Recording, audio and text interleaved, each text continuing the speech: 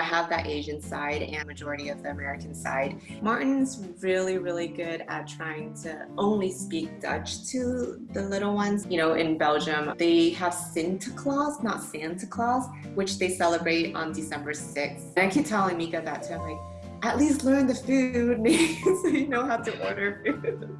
Sometimes, yeah, I feel like we do need to communicate more, and he's not a talker, I'm not a talker. Sometimes we just frustrated, like we just even need like 1 minute or 5 minutes, right? And just to like talk, but like no, like that minutes, like I'm thinking about something. I'm Vietnamese, but I was born in Hong Kong. I spent a little bit of my childhood in Hong Kong until I was 7 and moved to the States. So, I have that Asian side and the American, a majority of the American side. And Martin is from Belgium. He was born and raised in Belgium, and he didn't move to the States until he was in his late 20s. Martin's really, really good at trying to only speak Dutch to the little ones, hoping that they can pick up the language, even if they don't speak it back to him, but they're constantly listening. They're, so they understand Dutch, whatever he says, they will respond back in English. So that's really, really great. I try to keep speaking Vietnamese to them, but I just keep forgetting, and now that Mika is 5, and when I do speak Vietnamese to her, she's like, don't say that, or you sound weird, and she'll make those kind of comments. I'm like, oh no, it's a little bit too late. Maybe it's not too late, I just need to keep forcing her. In Belgium, they have Sinterklaas, not Santa Claus, which they celebrate on December 6th. That's when they get their Christmas gifts from Santa Claus. We've been doing that where we follow his tradition they will receive the gift on the 6th. And so on the 25th, it'll just be like gifts from us, not from the American Santa Claus. Autumn Festival just passed, and I don't even really exactly know what Autumn Festival celebrates, so I kind of ashamed of that. I have to look up okay, what is the history of that? What can I tell the kids, right?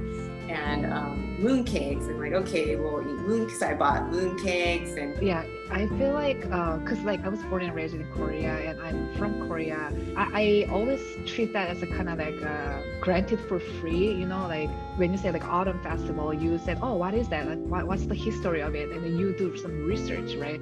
But then yeah. I just take it as a granted. So I don't know. That's something something we do. It's always kind of inspiring when the second generation try to teach their own culture or parents' culture by putting more effort to it.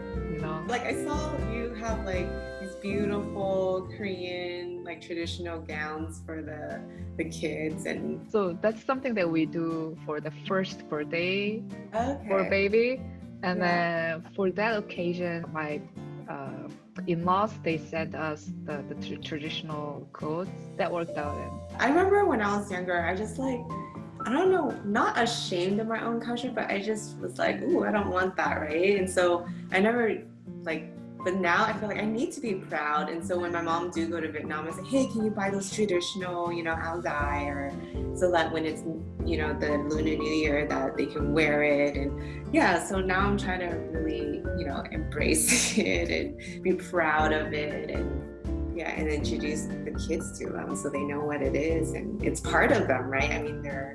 One thing that I'm kind of afraid is, Korean food.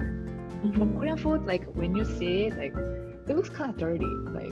It tastes so good, but it looks kind of dirty. You mean compared to Western food? Yeah. It's kind of dirty and soupy, and everything is kind of mixed. And what's this? And it also smells. Some food kind of smells stinky.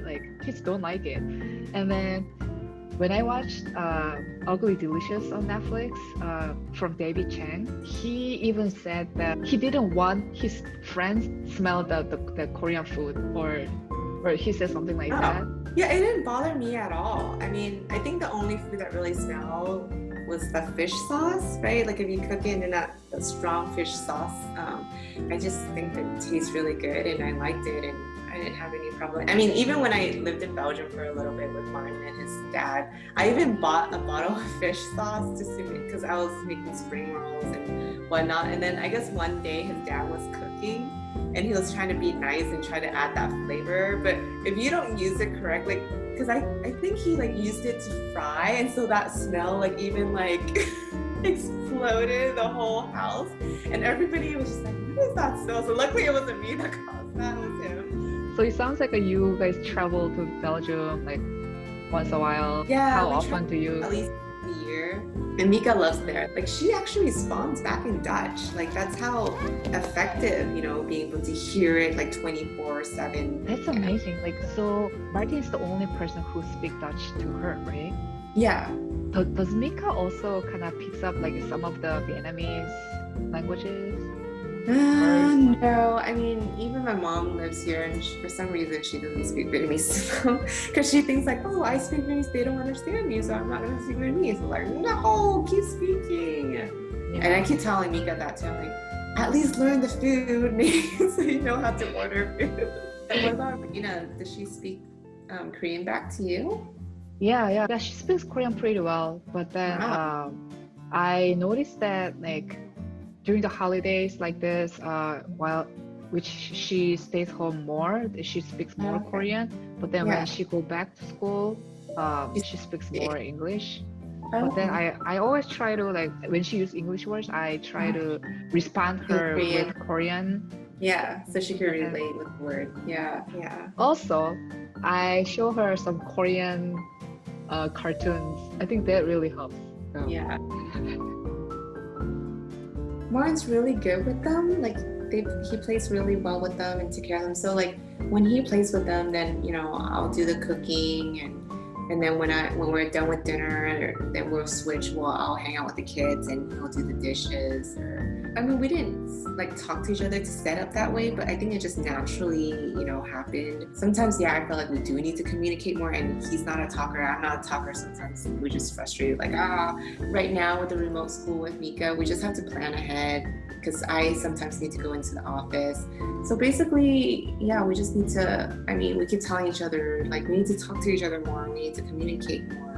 I actually think that's very, very important thing. Like if they communicate each other, because that's something also like I always mad at Peter because like something, but then the root cause is we didn't communicate. Yeah, So, exactly.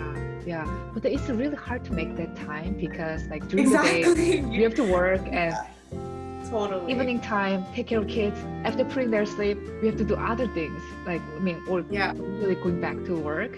So it's really hard to find time to actually like. Yeah, exactly. Yeah. Like we just even need like 1 minute or 5 minutes, right? And just to like talk, but like no, like that minute is like I'm thinking about something, and even just that communication part is like a work.